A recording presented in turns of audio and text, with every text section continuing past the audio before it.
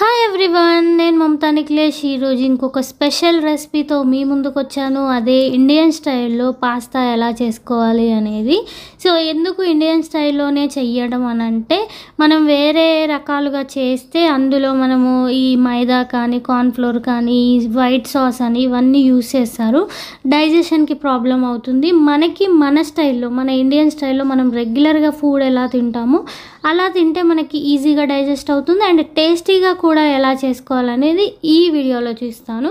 First మనం ఒక బాండీలో పాస్తా తీసుకొని ఇందులో కొద్దిగా వాటర్ వేసి కొద్దిగా ఆయిల్ వేసుకోవాలండి. ఎందుకంటే ఇవి మనకి స్టిక్కీగా ఒకదానికొకటి అతుక్కోకుండా ఉండడానికి మనం కొద్దిగా ఆయిల్ వేసుకోవాలి. మనకి ఇవి కుక్ అయినాయి అని ఎలా తెలుస్తుంది అంటే, మనకి ఇవి కొద్దిగా రబ్బర్ లాగా అవుతాయి. సో అలా అయిన తర్వాత మనం ఇవి దించేసుకోవాలి. అయితే వీటిని మనము దించుకున్న తర్వాత వీటిని వడగట్టుకునేటప్పుడు ఇందులో కూల్ వాటర్ వేసుకోవాలన్నమాట. మనం ఇందులో వాటర్ తీసేసిన తర్వాత అయినా మళ్ళీ ఒకసారి చల్లటి నీటిలో వాష్ చేసుకుంటే ఏమవుతుంది అని అంటే, మనకి ఇవి స్టిక్కీ అవ్వకుండా ఎలా కుక్ అయ్యాయో అదే రేంజ్లో కుక్ అయ్యి ఉంటాయి. నెక్స్ట్ వచ్చేసి ఇందులోకి నేను వెజిటేబుల్స్ అన్నీ కట్ చేసి పెట్టుకున్నాను. ఆనియన్స్, క్యాప్సికము, క్యారెట్, టమాటో, పచ్చిమిరపకాయలు అండ్ పీస్ బఠానీ అన్నమాట. ఇవన్నీ కట్ చేసుకున్నాను. ఎందుకంటే మనం పాస్తాలో వేరే మసాలాలు అలాంటివి ఏం వాడం కాబట్టి ఈ వెజిటేబుల్స్తోనే మనకి పాస్తా అనేది మంచి టేస్ట్ వస్తుంది. ఒకవేళ మీరు ఎప్పుడు ట్రై చేయకపోతే ఒకసారి ఇలా ట్రై చేయండి. చాలా అంటే చాలా బాగుంటుంది. సో ఫస్ట్ మనము ఏదైతే బాండీలో పాస్తా కుక్ చేసుకున్నామో అందులోనే ఆయిల్ వేసుకోవాలి. ఎక్కువ ఆయిల్ వేయొద్దు, ఎందుకంటే ఈ పాస్తాలో ఆయిల్ ఎక్కువ వేయటం వల్ల మనకి కుక్ అయిన తర్వాత కూడా ఆయిల్ ఎక్కువ కనిపిస్తుంది అన్నమాట. పాస్తాలో అయినా నూడిల్స్లో అయినా తక్కువ క్వాంటిటీలో ఆయిల్ వేసుకోండి.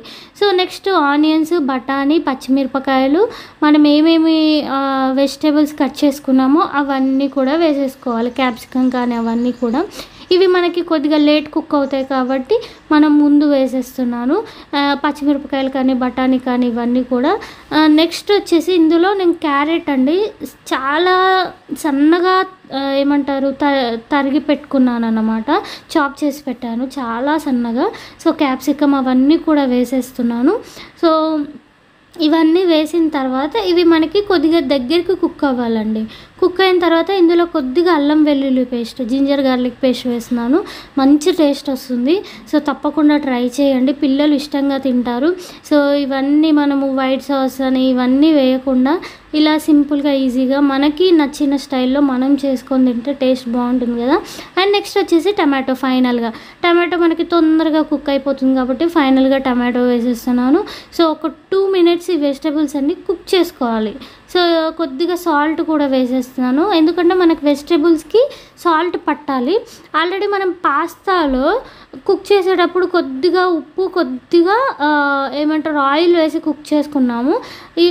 అది కొద్దిగా సాల్టీగా ఉంటుంది. మనకి వెజిటేబుల్స్కి కూడా ఉప్పు పట్టాలి కాబట్టి వేసుకుంటున్నాను. అయితే నేను పచ్చిమిరపకాయలు వేసాను. చాలా కొంచెం చిటికెడు కారం, కొద్దిగా ధనియాల పొడి, అలాగే కొత్తిమీర ఇవన్నీ వేసి కలిపేసుకోవాలండి. ఇది ఒక మంచి మనకి మసాలా కర్రీ లాగా తయారవుతుంది. సో ఈ మసాలా కర్రీ లాగా తయారైన తర్వాత మనం ముందుగా కుక్ చేసి పెట్టుకున్న పాస్తా ఏవైతే ఉంటాయో వాటిని ఇందులో వేసేసుకొని మనము లో ఫ్లేమ్లో ఉండి, హై ఫ్లేమ్లో చేస్తే మనకి మొత్తము ఈ బాండీకి అతుక్కపోతాయి పాస్తా. కాబట్టి జాగ్రత్తగా లో ఫ్లేమ్లో మాత్రమే మనం ముందుగా తయారు చేసుకున్న ఈ మసాలా ఏదైతే ఉందో అది ఈ పాస్తాకి మొత్తం పట్టేలాగా కలిపేసుకోవాలి. జస్ట్ లో ఫ్లేమ్లో 1 to 2 minutes కుక్ చేసుకుంటే సరిపోతుంది, ఎందుకంటే మనకు అన్నీ ఆల్రెడీ కుక్ అయిపోయాయి కాబట్టి. సో ఒక 2 minutes కుక్ చేస్తే చూడండి మనకి పాస్తా ఆల్మోస్ట్ రెడీ అయిపోయినట్టే. సో మరీ చిన్నపిల్లలు ఉంటే కారం వేయకండి, పచ్చిమిరపకాయలు వేస్తారు కాబట్టి.